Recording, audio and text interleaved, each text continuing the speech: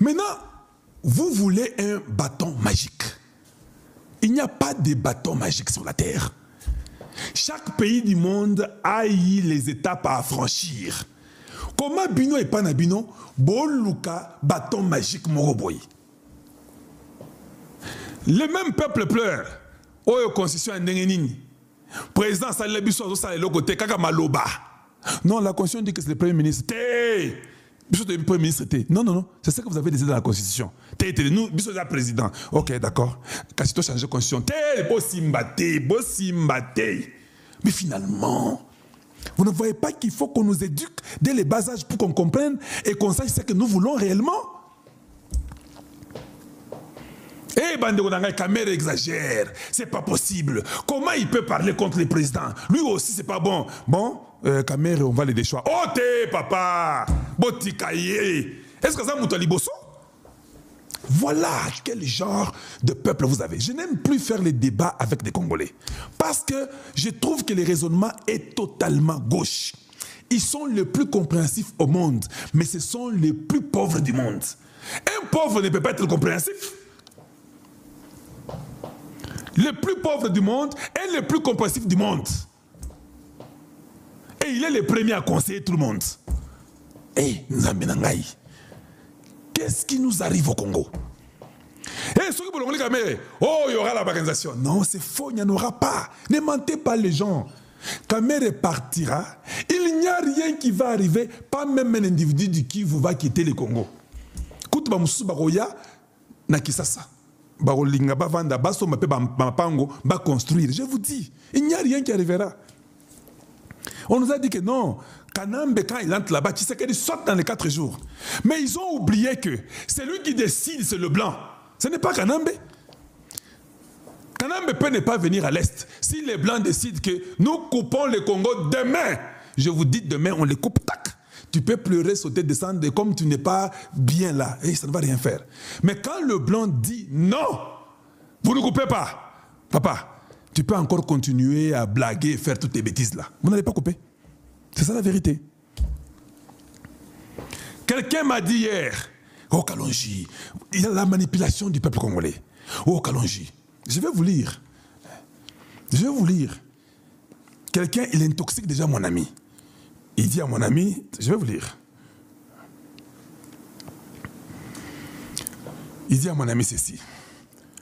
Et est-ce que vous ne savez pas que les problèmes des Kamere, les gens sont en train de se retirer? Kamere ne va pas quitter. Il n'y a aucune manipulation. Il ne va pas quitter parce qu'on dit que Tshisekedi est en train d'appeler tous les gens de l'Union sacrée, tous les gens du mouvement présidentiel, et ils veulent, Tshisekedi est en train d'appeler que non, que Kamere reste, Kamere reste. D'abord, quand j'ai eu ça, j'ai dit, est-ce que ça a même un sens? Donc vous voyez Tshisekedi en train d'appeler les députés pour leur dire que Kamere reste, qu'il ne parle pas, il appelle les gens de ceci, il appelle... Vous trouvez ça sérieux? C'est une manipulation. Et puis il continue, il dit, Tshisekedi a eu la pression de la France, de l'Union européenne et de l'United Kingdom, et is threatening to hold the financial aid, les disant qu'on ne va pas te financer, tu n'auras pas l'argent. Une manipulation stupide du groupe des Kamere. Le fait qu'on puisse mettre la pression à Tshisekedi par l'Union européenne, la France et l'Angleterre, Tshisekedi comprend que, donc, Kamere Ndemut Nabango, il ne pourra même pas faire ça comme ça. Et j'ai compris que c'était une manipulation. Je l'ai répondu, j'ai dit que non, Kamere is gone. J'ai répondu, Kamere is gone, we're done with him. This is a manipulation. On what I know, Vital Kamere is done. Because what they say doesn't stand. Voilà, c'est clair. I think it's another form of manipulation, or of manipulating people to bring fear and discourage the deputy. He is done. Just wait and see. Donc, les mêmes Congolais là, ils ne veulent même pas leur propre bonheur. Nous sommes divisés chaque année. Mais c'est pas possible. Mais quand on veut dire que bon, avançons pour ce qui est quoi. Oh non! Nous allons couper le nord et Sama va couper les Katanga. Vous pensez quelqu'un comme Sama a le courage de couper même un quartier? Non, tout n'abino. Donc, pour nous, le peuple congolais, on enlève Kabound, qui est du Kasaï de chez moi, à l'Assemblée, il y a un petit groupe de manipulateurs. Voilà comment nous sommes. Oh non, parce qu'il est du Kasaï central, il n'est pas Moulouba de Mboujima et de chez Tshisekedi. Ils oublient que la maman de Tshisekedi est du Kasaï occidental, chez Kabound là. Mais s'il faut manipuler, ils veulent manipuler les faibles. Nous avons broyé cette idée-là. On a broyé la seconde. Mabound, il est d'où? Mabound, il est de l'Équateur. Je ne sais pas s'il est de l'Équateur. Quand Mabound l'a fait sauter, oh, vous savez, mais finalement, c'est quel genre de peuple? Mabound est parti, l'Équateur n'est jamais parti. Jean-Marc Kabound est parti. Le Kasaï occidental n'est jamais parti. L'autre ici, qui Mbata est parti. Le Kasaï central n'est jamais parti. Mbosso est parti. Le grand Bandundu n'est jamais parti. Bahati était président du Sénat. Il a plus de force dans le sud Kivu que Kamere. Plus de députés, plus d'entreprises, plus de maisons, plus d'argent et plus d'influence que Kamere. Il a quitté le Sénat. Le sud Kivu n'est jamais parti. Mais comment mon peuple, quand on parle de Kamere, oh, et puis il y a des fous dans les médias. Et qui vous maison Kende.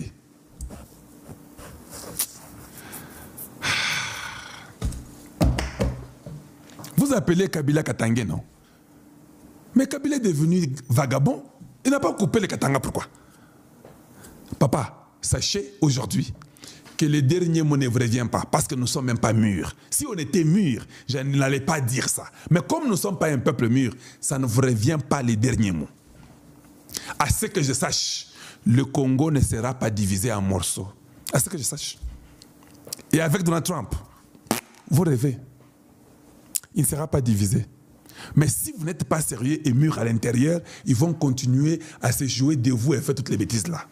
Il y a un frère qui a dit quelque chose. Kalonji, si Kagame décide aujourd'hui avec ses militaires pour dire que je vais prendre Vira, Kalonji, malgré les Ouazalendo, il va prendre Vira.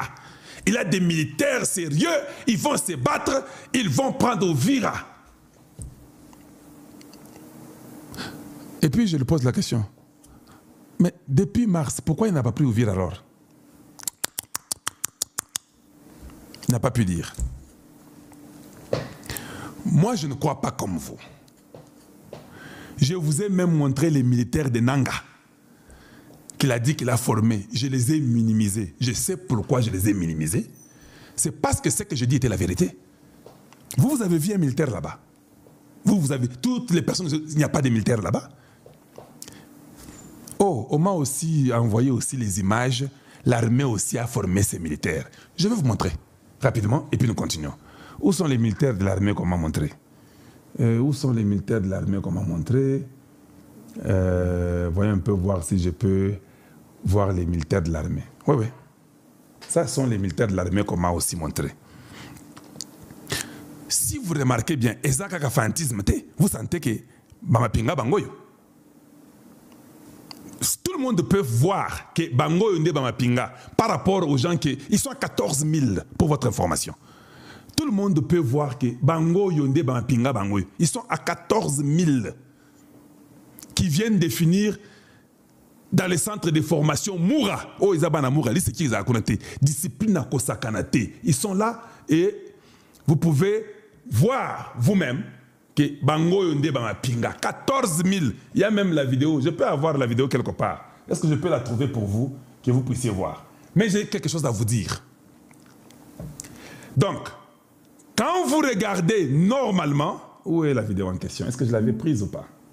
Il doit y avoir une vidéo, je ne sais pas, elle est où?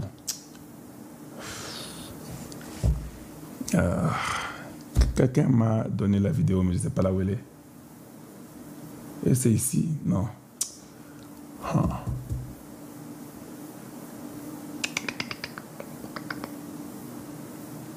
Bon, je vais la trouver. Non, je pense que je l'ai trouvé. Un instant. Ouais, c'est ça, j'ai trouvé ça. Voyons un peu voir. Voyons un peu voir la vidéo en dehors des images. En dehors des images, voyons la vidéo. Mais supérieur d'état-major, Zanzate Semba Médarde, commandant du centre d'instruction de Moura, a présidé mardi une parade solennelle en l'honneur des recrues de la brigade Tigre, marquant la fin officielle de leur formation avant leur déploiement futur.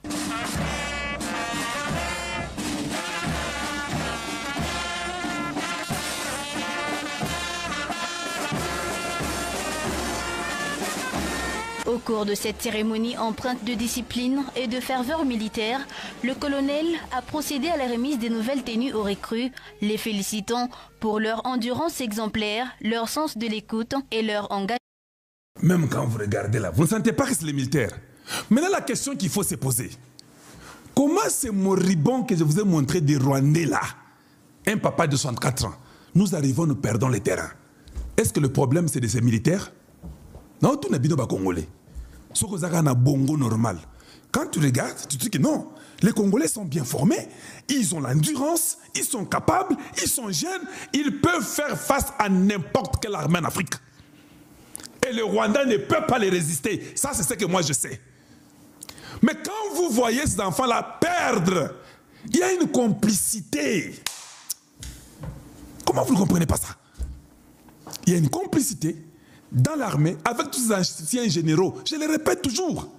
Les jours que Tshisekedi nous enlèvera tous ces anciens généraux, vous verrez que ces enfants ne vont pas perdre une guerre ou une bataille. Ils ne vont pas. C'est simple et c'est facile à comprendre. Pour ceux qui n'ont pas toi-même, même un petit enfant va dire non, ceux-ci vont taper. Mais quand vous voyez que c'est notre comptable qu'il fouille, vous devez comprendre que non.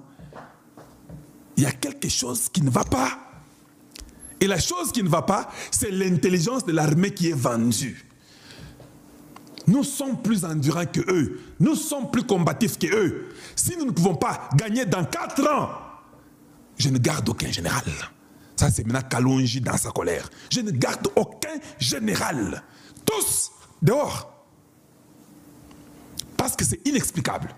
Tout intelligent comprendra que ceux qui battent Banaoyu, Bango Moko sans un général, je peux vous dire, Banaoyu, Bango Moko, ils prennent seulement un lieutenant ou capitaine. Et personne d'autre n'est au courant de leur plan. On les met en face des Rwandais. Ils vont cogner tous ces Rwandais-là. Et les Rwandais vont mourir comme les mouches, ils vont fuir. Mais quand vous avez les traîtres, les mouchards, les complices dans l'administration, dans l'armée, quand vous avancez, on dit déjà à l'ennemi qu'ils sont à 3000. L'ennemi amène 6000. C'est déjà, donc toi tu as 2 sur 1. Donc même quand nous nous battons, c'est déjà un problème. Quand on amène les drones, on dit non, drone et baby. Vous amenez les drones et puis on dit à celui qui est dans les drones, non, s'il te plaît, tire à gauche. Comment vous allez gagner cette guerre-là?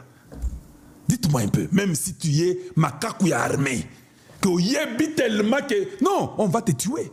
Et voilà comment nos jeunes ont été sacrifiés par ces vieillards-là. Et quand je viens, je parle, les gens ne comprennent pas. Kalonji, tu attaques l'armée. Non, l'armée congolaise est là. Ils sont là. Ils sont là. Et je suis sûr qu'ils peuvent se battre. 14 000, on les envoie à l'Est. S'il n'y a pas de mouchards, de traîtres, en collaboration seulement avec les départements d'État américains ou Africom ou avec Eric Prince, nous reprenons tout, dans moins d'un mois, tout. Parce que votre intelligence est cachée, vous avez des drones, vous avez des renseignements, vous avez les armes que tu serais acheter, avec des jeunes comme ça, vous allez gagner. Mais ceux qui, colonel Mouyibi Ndoki, voleur, général Mouyibi, commerçant, avec les gouttes dans ma colo, attendre la ressource, ayébika ko corrompre, na ko livrer bana. Na ko sala ba message à l'Okuta dans les réseaux sociaux, un général. Yo, depuis ma botayo, au show manage général, à attaquer sur les réseaux sociaux. Vous ne pensez pas que inspiration est ici le bango?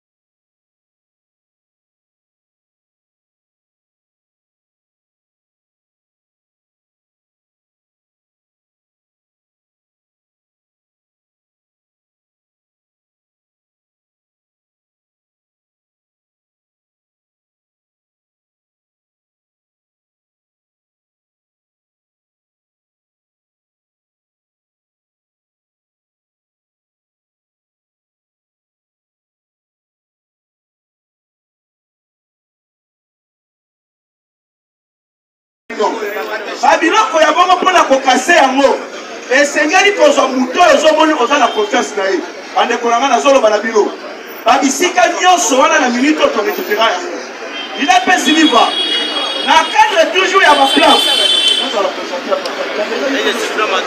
il apesi liva otala sikoyo bandeko avant toye sikoyo na gouvernement Soumingade il apesi liva oyebi ke na idps eza na baministre mpe basali mais majorité nde basali te idps viva naza koloba na korepete na idps eza na baministre basali mais majorité basali eloko idps viva nalandaki amisi boyebi amisi malamu oyebi ye malamu bayambaki ye na émission moko baakotune motuna a na gouvernement Soumingade oyo ezolinga ya baministre nini ya idps oyo bokoki koloba te basali malamu ataki kombo ya Dudu Kwamba oui Dudu Kwamba asali malamu mais batuni ye ebongo mama Agasia yasali malamu te yalobi mama wana a échoué parce que azo respecté hiérarchie ya parti te donc Agasia a échouaki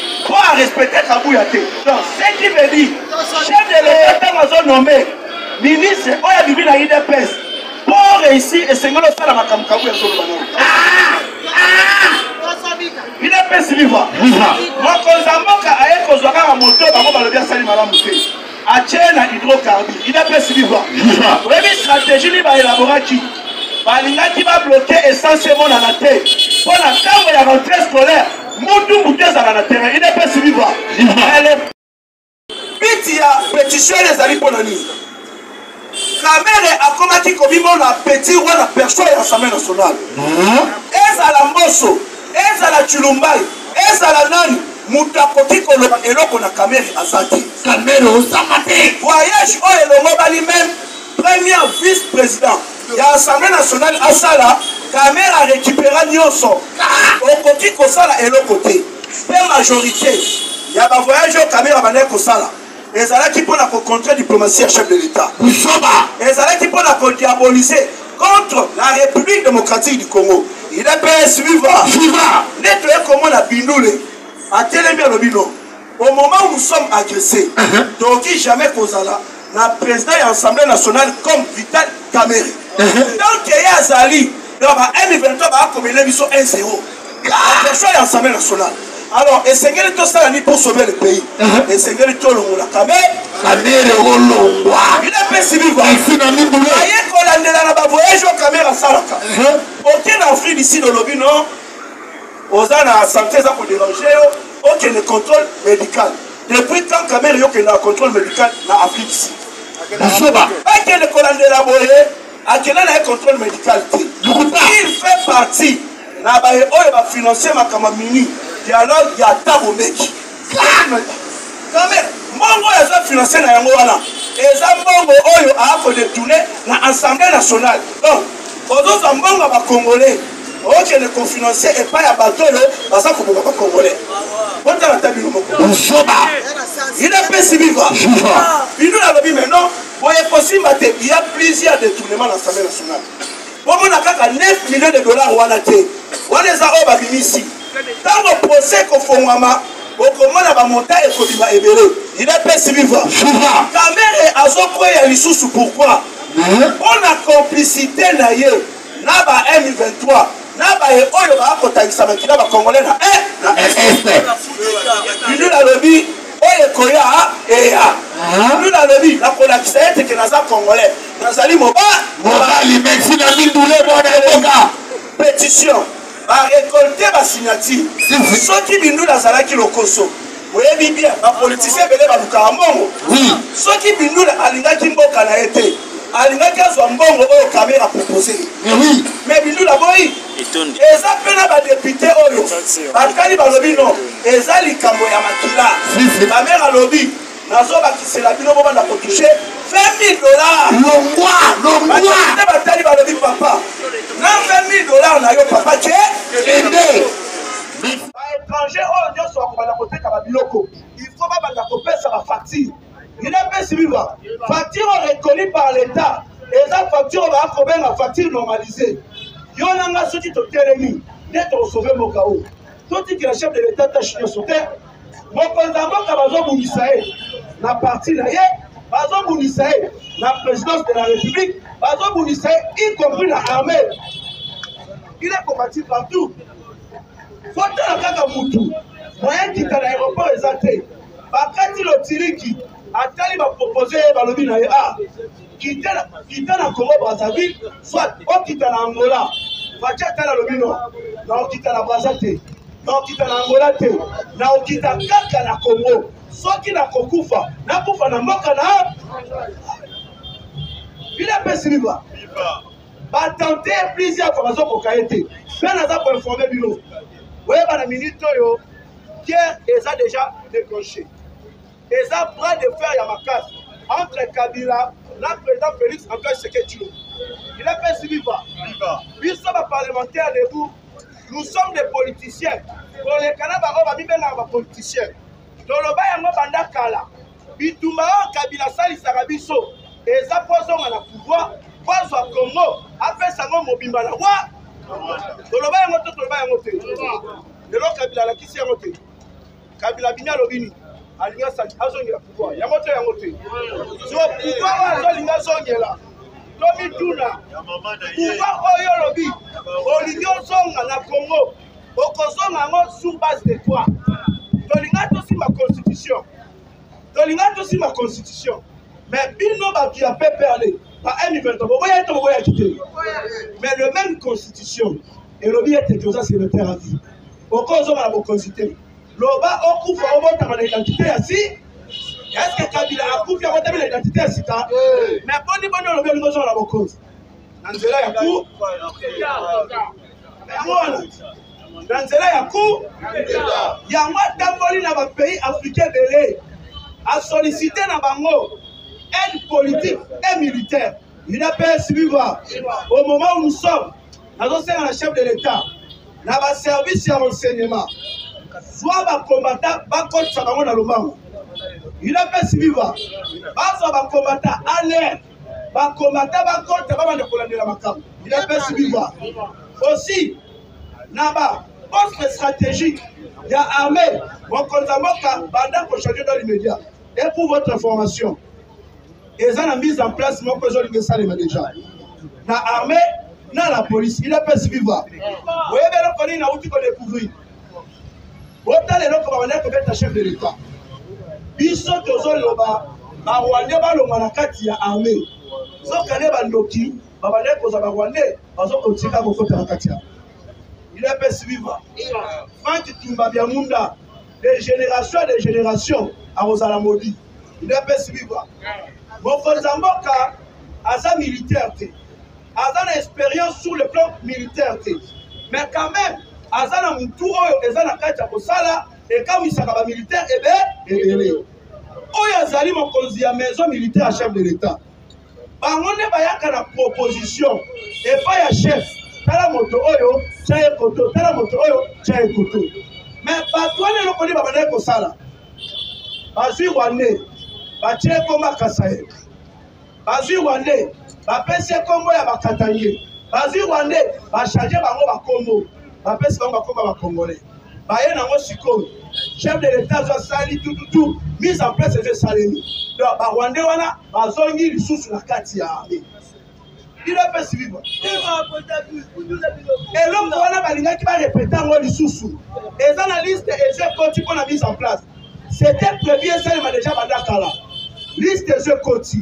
Et il n'y a pas chef de l'État. Donc on a Katali à moi lobby. Désormais, liste de se pour la mise en place. Et c'est guéri dans la bandakoye babatu. Oh yokomo et ça n'a pas la papier. Il a pas suivi. Bazeli, chef de l'État a bloqué liste voilà. Au moment où on a fait le banabino, on a bloqué comment va vivre dans ça. Bah comment va continuer qui chef de l'État, bah mon chef de l'État soit bloqué, bah comment ils ont changé la liste. Si on va on va continuer qui va s'arrêter qui va non. Bah comment ils ont changé. Bon comme ça lobby mise en place à vos salaires. Bah la mort qu'on a la police, il n'a pas suivi. Donc pour ça on a besoin des chefs de l'État. Non, agent double, il y a Rwanda en République démocratique du Congo. Les lobes à masque est comme ils sont tombés. Dans le dossier Vital Kamerhe, azo bénéficié de la soutien à Kabila. Kabila, azo la sima ya Kamerhe. Kagame, la sima ya Kamerhe. Nanga, la sima ya Kamerhe. Même Senko, Batouana Nyos Basali Blog, Balobi Baza pour soutenir Vital Kamerhe. Mais si on voit tout là, qui est Vital Kamerhe? C'est ça. Il a fait suivre. Oyebi Kamerhe a louki la balolenge nyonso pour la chef de l'État a aidé. Il a fait suivre. Makamba Kamerhe, tant que ça qui biso na liwa ya moba, il y a 318 personnes. Est-ce que nous sommes dans la qui est? Tant que ça qui est l'Assemblée nationale, bazos a mongoté, gouvernement a mongoté. Est-ce que nous sommes dans la qui a pour ça? Yozoloba, big n'a papier chassé. Aux autres, ça la voyage, aux autres, il y a $1 million américains à Europe. A donné ça, 1000 attaquants de pointe dans le Parlement. Aux autres, Bongo, caméra de ça. A fait Ami dans le lobby, vous voyez, Ami dans le lobby. Là, il peut pas battre la bataille dans l'aïe. Ce qui a un pays, donc il a vu son cas de divorce. Et donc, on a pas battre la bataille là. Il a fait suivre. On a battu la bataille dans l'aïe, il a fait suivre. Mais bon, c'est la Bokomon à Kamerhe. Quand on a pris de manière officielle, Kamerhe revend là, c'est pour la caméra au Kenya. Alors qu'elle est de manière officielle, la Kaya va M23. Il a fait suivre. Non, on va mettre la continuité politique, on va mettre la continuité politique.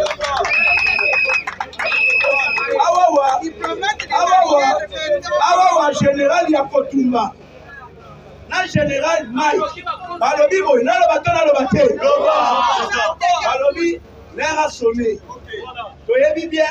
Chef de l'État, Azome Mamakamu sur le plan diplomatique.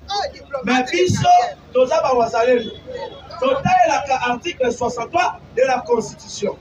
Alors, Makambo, c'est le fait. Ou bien Somolo Pakala, Bisso Toza la Katikunate. Mais notre mission, exactement le bateau dans ma belle Bisso. Il a pas suivi. Oya les gens à Milito va se positionner. Pour qu'on voit comment on a Makambo ya Koinda. Voilà 7000 commandeurs à Nangate. Ce sont des comédies. Déjà, comme on a commando, Moutoudi Marovino. C'est un commando, il y a Zemi. Bateau va faire sa pension, va qu'il va coco. On va commando. Et ça arrive à comédie.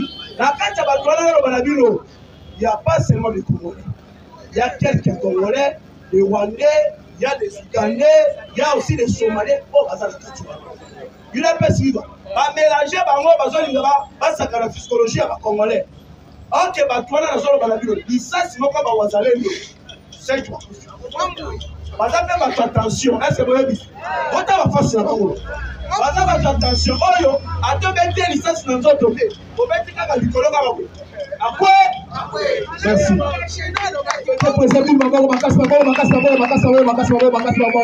avons clôturé la présidente Moloto.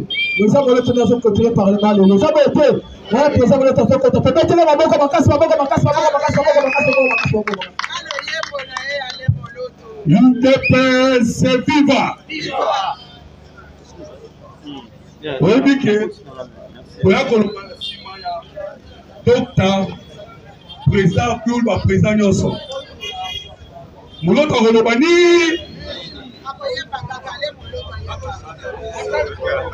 Est-ce que l'on a le Bezali? Nous devons être vivants. Nous devons mettre la caméra. Nous devons mettre la caméra. Caméra, ça fait Tami déjà. Tolobaka. Mokamune ne Makamboué. Yo qu'est-ce qu'on a dit ça yo? Likamweza wapi? Landa bien. Problème tout dans la moi munene. Na kokoma place à caméra, mais na robert tété. Mais on comprendre pourquoi toi ko le moi caméra faut le moi. Likamweza lio ezali nini? Oyokaki processus de Washington. Oyoka qui peut processus ya Doha. Nana bien passé na outa. Même lui quoi nous autour direct ennemi. De comment a tout ninga me moloto. Lui quoi Washington les awat. Quand par le bas qui de la guerre ici. Mais tout le monde a la guerre on dirait Zali parce que ba tuba ko tufa na est à Congo. Par le bas qui Doha. Tala ba M23 ba uti ko bimisa ba soda. Ta rebelle. Balobi o bazo ya Kinshasa. Balobi o bazo te Kisangani. Sikoyo mboka ezali wa na go répondre hein? Merci. Le problème ezali nini? Problème awa to ko beta masolo. Ezali likambu ya dialogue. Soko na dit bien de ces ans ezali dialogue. Même dossier à Kamere, c'est le dialogue au Bazali Koluka pour faire partir le président Tshisekedi. Il ne peut se vivre. Problème Yangwana. Il faut qu'un tozongana mixage, brassage. Mboka Congo. Badeko. Il faut zonga sima. Tina 1885. Parce que nous sommes là, nous sommes là, papa. Ils ont bon côté. Papa, ils ont bon papa, ils ont bon côté. Ils ont un mouki, ils ont un qui. Si Congo est ça, il faut qu'on y ait bas. Pour 1885, le problème est dans la Gani. Pour 1885, Mboka Congo, ils ont dit Mboka au biso to sengelito pillé. Nous sommes au Congo. Le problème est qu'il faut se continuer pour piller. Alors, pour piller, c'est ça la manière. Parce qu'il y a un mécanisme belé. Il faut qu'il y ait un esclavagisme. Il y a une colonisation. Il y a une colonisation comme il y a une dictature. La dictature, il y a un système, il y a un mixage, brassage. Pas de étrangers. Pas contre Sabango, na armée, na police, na administration, na politique. Wana bino boza na bino kaka, na football. Ya mwana moni tellement que le président Tshisekedi a soukoli administration. A soukoli avant kota ba détail parce que na ko biso l'ancien DG la DGDA. Il n'était pas un Congolais.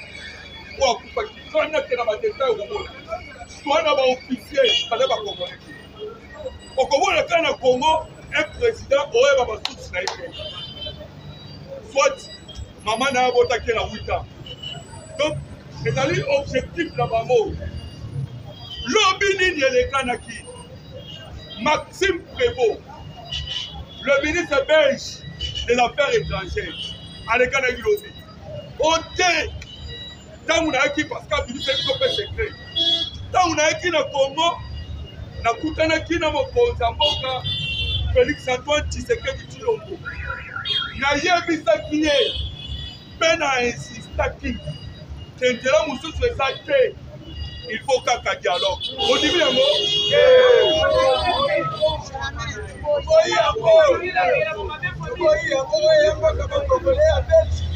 Là bien.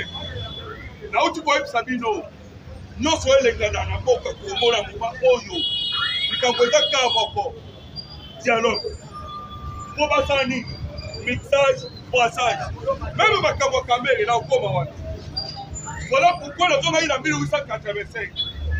Il y a un dialogue va pas copier. Ça dialogue va copier. Même guerre comme on a est. Les Camerounais ont encore. Si c'est que il va faire dialogue. Où t'as Ghana? Tant Bunagana.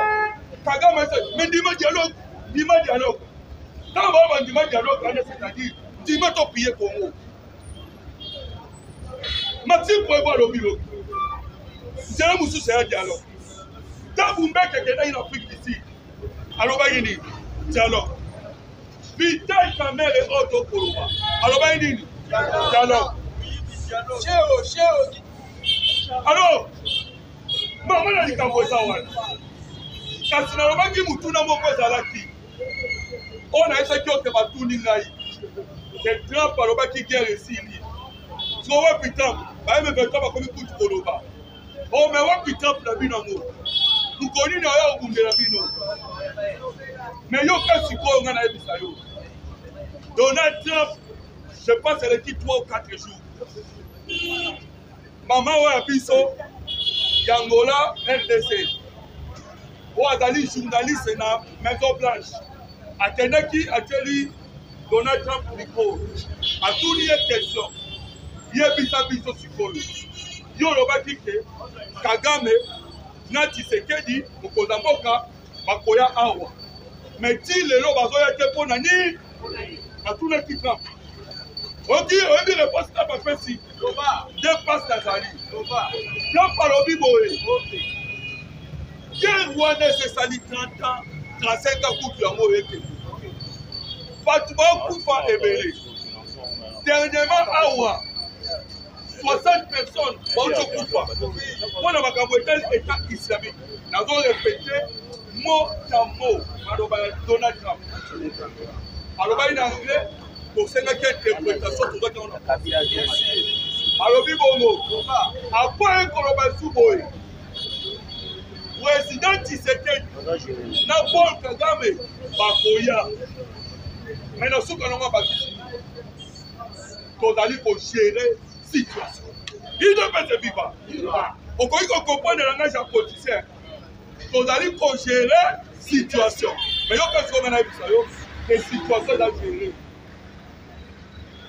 Paul Kagame akotelema baamerikain te pourquoi parce que aza te na pema otelema te ye moko alobaki nini nana na ebulu nakoki obata me likambo ezali ya nini mboka Congo bakongole bayebaka te ke mboka Congo eya mboka puissance wana na koloba kende koluka baécriture okoyeba puissance wana na koloba ezali spirituellement naturellement ndenge moko na baisrael voilà pourquoi bayi mokili mobimba batanga bakomprena te mboka wana telema eza puissant esengeli mboka wana to maintenir yango kaka na souffrance nde omoni il y a tout un groupe ya bato bamafie basangani ntina niveau États-Unis d'Amérique nde bakosala résistance ozo komona derrière Kagame Kagame ako résister te mais ozo résister mwa moke oyo eza grâce ya bagroupe wana mais siko si terrain nini ezali naloba te naloba te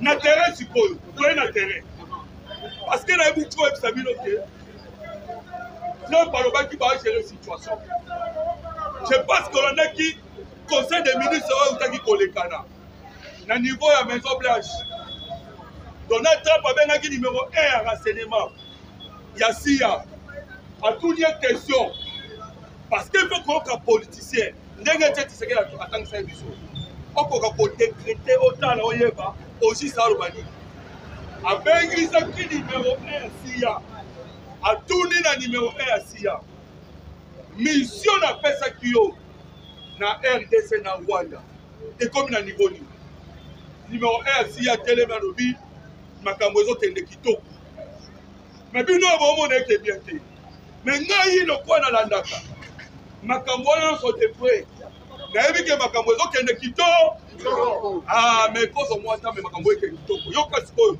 mpona taso eke kitoko le M23 na Paul Kagame baa makasi te il faut savoir cela seule opportunité bazwaki oyo omoni bazwi goma na Bukavu ezalaki grâce ya batiwewe bayan na France po azalaki a partir ya satellite ya bayi français ezalaki kopermettre bamona bapositionnement ya ba FARDC et puis faut koyeba ke Biden azalaka à l'époque kotia bango maboko donc tant que Biden a okende déjà basi bapreparaki uta le 15 novembre oyo boyokaki Paul Kagame akimaki na Angola C'est ainsi que dans le renseignement français, il y a Biden à l'époque, Trump a côté en janvier année, a dit déjà que si Trump a côté, pour avancer déjà pour que tu pousses Tshisekedi à négocier. Parce que là où tu peux les problèmes de la négociation. Il ne faut pas infiltrer l'institution. Mais il y a besoin de support. Où est-ce que Kagame a dit que a poussé déjà wapi. A où tu as la tentative. A meki tentative ya njela ya walikali. A soukine. A betami. A baluki boye. A meki tentative njela ya Uvira. A soukine. A betami. A bien te. Na mekana ko changer. Na kitanjela ya mwenga. Na kitanjela ya mwenga. Tango meka kitanjela ya mwenga. A souka ine. Lobi peli susu. Abetama iko abetama iko. Webi siko abetama pwani. Dena uto parce que na minute oyo.